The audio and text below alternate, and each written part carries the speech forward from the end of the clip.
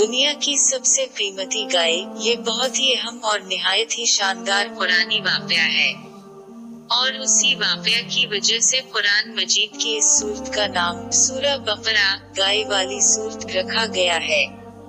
اس کا واقعہ یہ ہے کہ بنی اسرائیل میں ایک بہت ہی نیک اور صالح بزرگ تھے، اور ان کا ایک ہی بچہ تھا جو نابالغ تھا،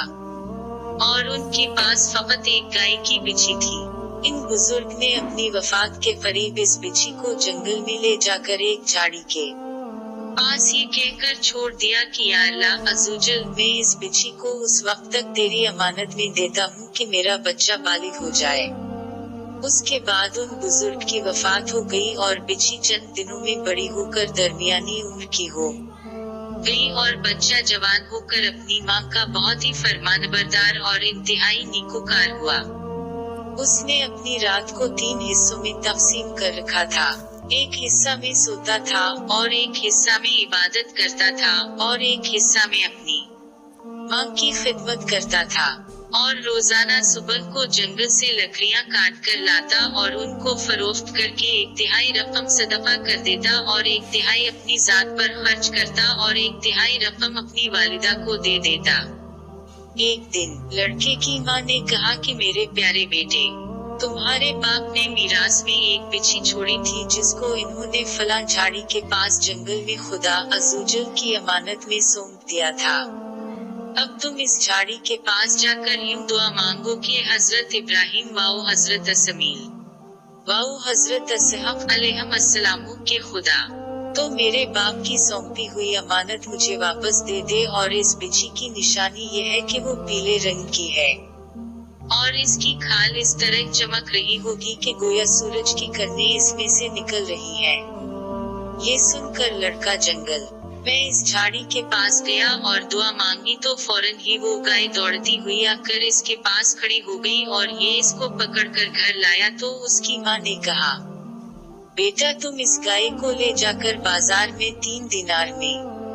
فروخت کر ڈالو، لیکن کسی گاہک کو بغیر میرے مشورہ کے مت دینا۔ ان دنوں بازار میں گائے کی قیمت 3 دینار ہی تھی۔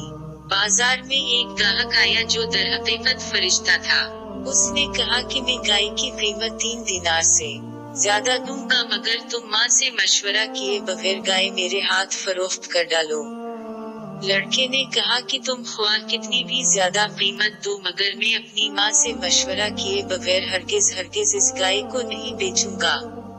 لڑکے نے ماں سے سارا ماجرا بیان کیا تو ماں نے کہا کہ یہ گاہک شاید کوئی فرشتہ ہو،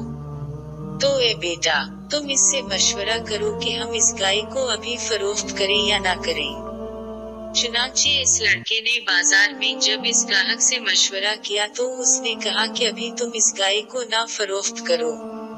آئندہ اس گائے کو حضرت موسیٰ علیہ السلام کے لوگ خریدیں گے تو تم اس گائے کے چمڑے میں سونا بھر کر اس کی قیمت طلب کرنا تو وہ لوگ اتنی ہی قیمت دے کر خریدیں گے۔ چنانچہ چند ہی دنوں کے بعد بنی اسرائیل کے ایک بہت مالدار آدمی کو جس کا نام عمیل تھا، اس کے چچا کے دونوں لڑکوں نے اس کو قتل کر دیا، اور اس کی لاش کو ایک ویرانے میں ڈال دیا۔ صبح کو قاتل کی تلاش شروع ہوئی مگر جب کوئی سراغ نہ ملا تو کچھ لوگ حضرت موسیٰ علیہ السلام کی خدمت میں حاضر ہوئے، اور قاتل کا پتہ پوچھا تو آپ نے فرمایا کہ تم لوگ ایک گائے ذبح کرو اور اس کی زبان یا دم کی ہڈی سے لاش کو مارو تو وہ زندہ ہو کر خود ہی اپنے قاتل کا نام بتا دے گا۔ یہ سن کر بنی اسرائیل نے گائے کے رنگ، اس کی عمر وغیرہ کے بارے میں بحث کرید شروع کر دی، اور بالآخر جب وہ اچھی طرح سمجھ گئے کہ فلاں قسم کی گائے چاہے تو ایسی گائے کی تلاش شروع کر دی، یہاں تک کہ جب یہ لوگ اس لڑکے کی گائے کے پاس پہنچے تو وہ بہوئے ایسی ہی گائے تھی جس کی ان لوگوں کو ضرورت تھی۔ چنانچہ ان لوگوں نے گائے کو اس کے چمڑے میں بھر کر سونا اس کی قیمت دے کر خریدا اور ذبح کر کے اس کی زبان یا دم کی ہڈی سے مقتول کی لاش کو مارا تو وہ زندہ ہو کر بول اٹھا کہ میرے قاتل میرے چچا کے دونوں لڑکے ہیں جنہوں نے میرے مال کے لالچ میں مجھ کو قتل کر دیا ہے، یہ بتا کر پھر وہ مر گیا۔ چنانچہ ان دونوں قاتلوں کو قصاص میں قتل کر دیا گیا، اور مرد صالح کا لڑکا جو اپنی ماں کا فرمانبردار تھا، کثیر دولت سے مالا مال ہو گیا۔ Like, subscribe and share.